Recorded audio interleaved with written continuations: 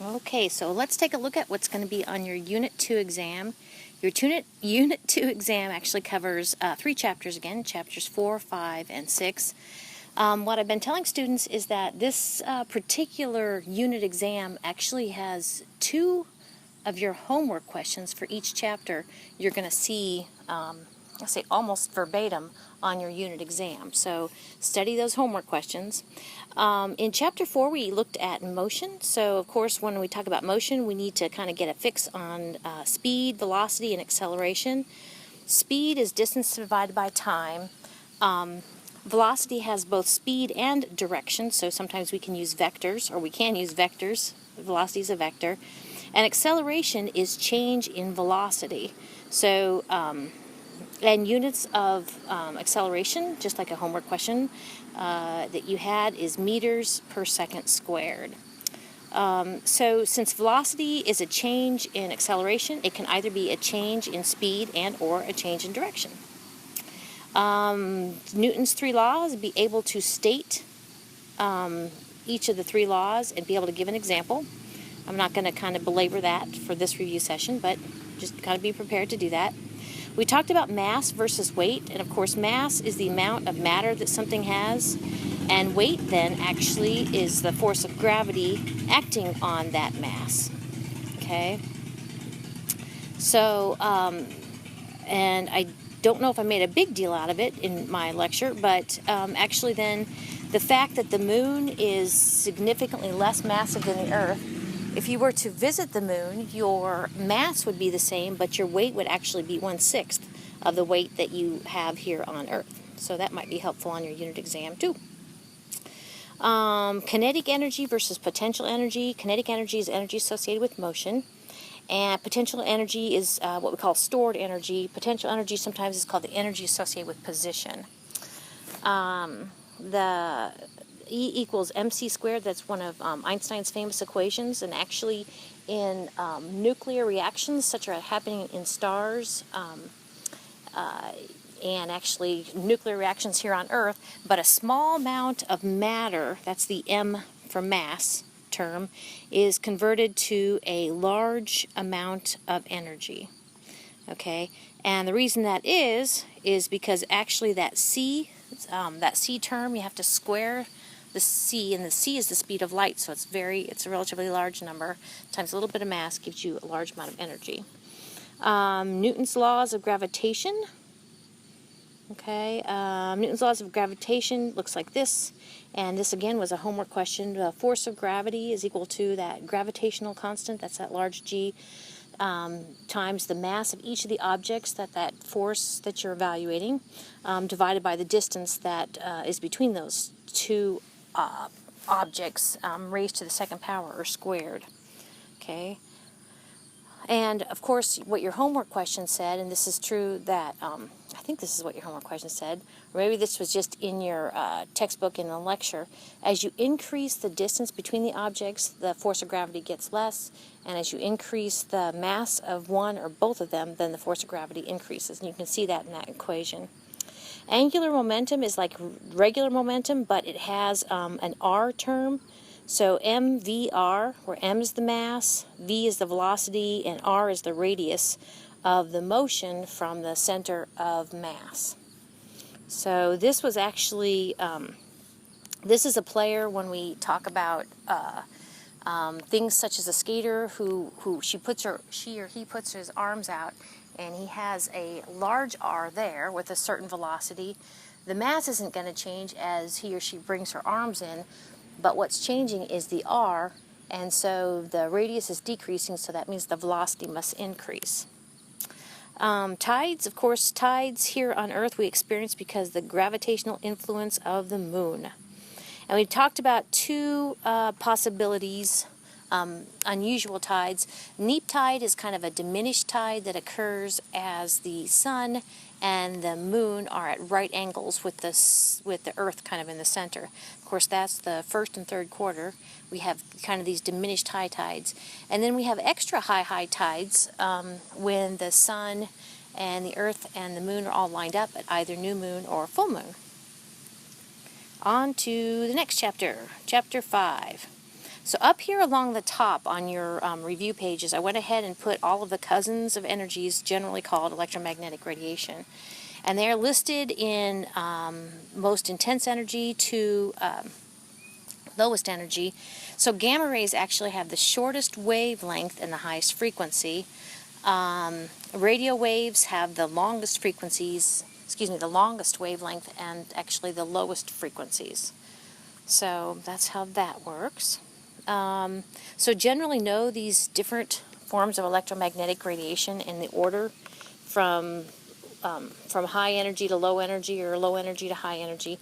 Notice I went ahead and took visible light that's kind of in the middle and broke it out into its colors. So red bumps up against infrared and violet bumps up against ultraviolet. So wavelength and frequency for electromagnetic radiation, all traveling at the speed of light. Okay, the speed of light for any electromagnetic wave, any radiation, you can take its wavelength times its frequency and knock out the speed of light. That's pretty darn cool. And then we talked about atoms, and kind of up here in the upper right-hand corner is the structure of an atom. Of course, we have the nucleus, and the three pieces of an atom we worry about are protons, neutrons, and electrons. In the nucleus are the protons and neutrons. Then outside the nucleus we have the electrons, and I've kind of drawn this on purpose where I have 2 protons and 2 electrons. So this is what we call an example of a neutral atom as I've drawn it. The protons, by the way, then we talked here in a minute, I'm going to call that the atomic number of the atom, and the protons say what element it is. So the fact that there are 2 protons, actually we know that's helium. So symbol for each of them, electron is E with the upper script negative, protons P with superscript plus, neutrons N with the superscript 0. So ion is an atom that is all about the electrons, and because and the protons and the neutrons in the nucleus aren't going to go anywhere. But what an ion has done is an atom has either lost electrons or gained electrons. Okay. Let's see, I should have said, I can see, if you're comparing this sheet to what I posted, ion doesn't have to have lost electrons, it can be or gained. My bad. I'll fix it right here though. Maybe I'll go ahead and repost this. So lost or gained electrons. Neutral atom is kind of like I showed up there, the neutral atom for helium. The number of protons in the nucleus is equal to the number of electrons in a cloud outside the nucleus. Isotopes are atoms of the same element, so they have the same number of protons, but they have different numbers of neutrons in their nuclei. Now, neutrons definitely have mass. Neutrons are a player when it comes to the mass of an atom, so isotopes of the same element will have different masses. So atomic number I already mentioned earlier. Atomic number is the number of protons in the nucleus of an atom. Atomic mass number is the number of protons plus the number of neutrons. So sometimes called, I believe, nucleons. Okay, because they're in the nucleus. So mass number is a whole number. You're counting the protons plus the neutrons. Remember, protons are set in stone as to what element, what type of element that atom is, but neutrons can come and go to a certain degree. Okay. So then we get to this part, and actually I have the next two kind of go together. Now those electrons actually, not all electrons are created equal, and so, that's one way to put it. Electrons have a specific amount of energy, and actually related to their energy, they're kind of in a specific electron cloud. But here I've drawn E1, E2, and E3, and as I've drawn it, E1 is the lowest energy and E3 is the highest energy. So these are just possibilities for electrons to be at. So in this first scenario, I've gone ahead and shown that little blue dot there is an electron, okay, and that electron is going up from E1 to E2. Notice the little green arrow says energy must come in, and so this is an example of a little dark mark will be created based upon that energy that electron sucked in order to advance from the first energy level to the second energy level. That electron has become excited at the expense of some of some energy. And that creates what we call a dark line spectra or an absorption line spectra. Okay. The other scenario, I'm going to draw over here. Okay. Here we have, I've shown the little dot, which is an electron, going from a higher energy level, E2, to a lower energy level, E1. In this case, actually, energy is released based upon the amount of energy actually is going to be based upon the jump it had to take or was able to take. So it's going from a higher state to what we call the ground state or a lower state.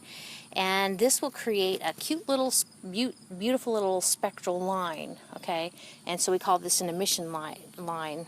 Okay, it creates kind of collectively then an emission line spectra of an element. So those two kind of go together. Ways in which matter interact. Matter can either matter and energy interact. Matter can either emit energy. Matter can transmit energy, like light energy can go through a window. Matter can absorb energy. Matter can scatter and or reflect energy. So these are, and as I was saying energy, you could substitute the word light. So how does light or light energy interact with matter? And it kind of depends upon the type of matter and the specific energy of light we're talking about. So now remember, I think it's good to think of whenever somebody says light in science, they're probably talking about some form of electromagnetic radiation. Colors of stars and temperature. Actually, I think this was another homework question. But we said blue stars are hotter and red stars are cooler. That's actually one of the two laws of radiation. Not only that, but that blue star, which is hotter, it's because it's hotter, will actually be brighter. And that's the other law of radiation. The cool red star will actually be dimmer, okay? The Doppler effect. Basically, you need to have some sort of movement along the line of sight between a source that's either emitting light or sound and the observer. And the blue shift, that motion needs to be radial. Remember we talked about line of sight motion, that's called radial motion, versus proper motion, that's kind of left to right. Proper motion will not create a Doppler effect or Doppler shift. So on to the two options for a Doppler effect. A blue shift occurs if there is movement towards each other, the source and the observer. And basically it's blue because light and sound actually has a shorter wavelength. And then if we have recessional motion or there's the source and the observer are moving away from each other, then the wavelengths are going to be lengthened, and that's going to create what we call a redshift. We talked about two types of telescopes. There are refracting telescopes that use lenses, and then reflecting telescopes that use mirrors. And then we talked about different types of astronomy, and an important type of astronomy actually we can do here on Earth, because radio waves can penetrate Earth's atmosphere, is radio astronomy. So radio astronomy, though, since the wavelengths are pretty darn long, you need to use either a telescope that is just very big, very large dish. Remember, we looked at one that was like 305 meters in diameter. Either your dish needs to be very big, your reflecting gizmo catching the radio waves, or you can use multiple dishes and combine the signal. That's called interferometry. So on to Chapter 6. Chapter 6 looks like this. Where did Earth's water come from? That would be, generally speaking, from comets. So we were kind of glad we weren't around, but the Earth was all of the planets were bombarded early on by a lot of comets. And that brought the ices from beyond Neptune. So the next one is makeup of our solar system. I think there was a homework question like this, and I brought in a figure from your textbook where you see these 4 components of the solar nebula. And they're listed in order of most abundant to least abundant. So most abundant was the hydrogen and helium gas. Second was the hydrogen-containing compounds like water and methane and ammonia. Then we had rocky material, and then we had metals. Okay, so generally know those. Let's see what I have up here. Oh yeah, and I went ahead and I didn't make it to my review sheet, but it probably should. The term frost line. So frost line actually then, if you think of something freezing or thawing, freezing or liquefying, then this is kind of can make sense. When we talk about the formation of our solar system, we look at what we currently have, and we currently have 4 rocky planets, and then we have 4 gaseous planets. And between them is what we call the frost line. So between Mars and Jupiter is generally what we call the frost line. And that comes into play because if we look at their formation, it was a player in the 4 different types of materials, and when it was pretty darn warm on the inside, the sun side of the frost line, only rocks and metals could actually condense, go from being a gas to a liquid, let alone a solid. Okay, so the hydrogen-containing compounds and the gases did not condense too close to the sun. So that's actually why we have our rocky planets, Mercury, Venus, Earth, and Mars, close to the sun on this side of the frost line. Yeah. Let's see. Very good. Now, for the next term, conversion of gravitational potential energy to kinetic energy, specifically thermal energy. Remember, kinetic energy is energy associated with motion. In the case of thermal energy, it's motion on the atomic or molecular scale. So I brought in a figure from your textbook, that kind of looking from left to right, A, B, C, and D, kind of 4 little figures down there.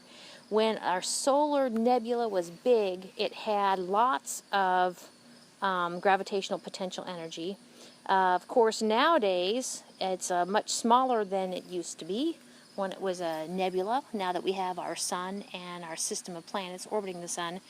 And so the gravitational potential energy is significantly less, but remember, it can't be destroyed, so actually that gravitational potential energy, as it shrunk, was converted to kinetic energy, specifically heat, thermal energy, okay? And actually stars, when we talk about stars later on, we're going to see that stars need a certain temperature in their cores in order to have nuclear fusion going on. All right. So the general characteristics of inner and outer planets, I went ahead and brought in a table from your textbook. The left column is terrestrial planets, the right column is Jovian planets. Generally know those. Okay. And some of them are quite intuitive, and some of them may be less intuitive. So, for instance, I'm not sure if it made it to your test. One of the things I think is really interesting is this down here, that with regard to terrestrial planets, okay, terrestrial planets basically have few, if any, moons. Okay, remember, who's a terrestrial planet? Well, that's Mercury, Venus, Earth, and Mars. So very few moons. The only one that has moons is the Earth has a crazy large moon. We talked about why that is. And Mars has 2 ugly potato-looking moons. But if we go on the other side of the frost line with the Jovian planets, they basically all have many moons, and they also have rings and bands. Okay, so generally note that. Then I brought in a picture here from your textbook.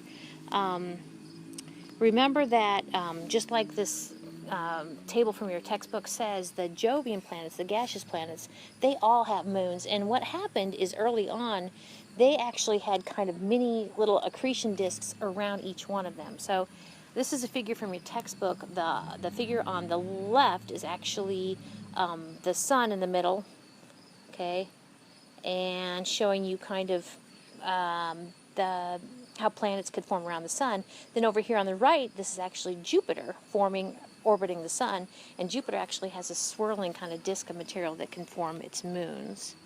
The term planetesimal, it's just adorable, if I do say so myself. Planetesimal is just actually a pre-planet. That's the way I think of it. The next two go together, and we're going to spend a whole chapter talking about asteroids and comets, but they are just, asteroids and comets are miscellaneous material that didn't form into a planet or didn't fall into the sun. They are different in that they differ by what they're made of and their general location. Specifically, asteroids are closer to the sun and they're rocky. Comets are further from the sun on the other side of the frost line, right? Comets are formed, and they have a rocky component and an ice component. And then the term dwarf planet, of course, Jupiter is now a dwarf planet. But the way I've thought of it recently is a dwarf planet orbits the sun. It's spherical, so it means it has a significant mass, but it has not cleared its orbit, okay?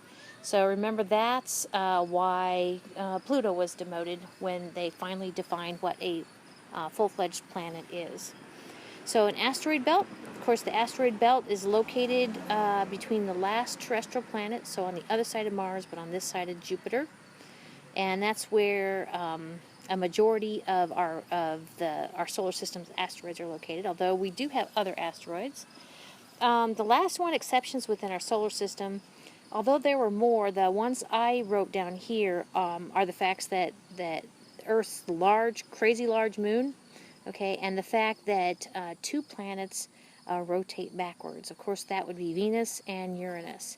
And both of these exceptions are clearly, we can explain if we kind of think of the chaos that was going on early in the history of our solar system.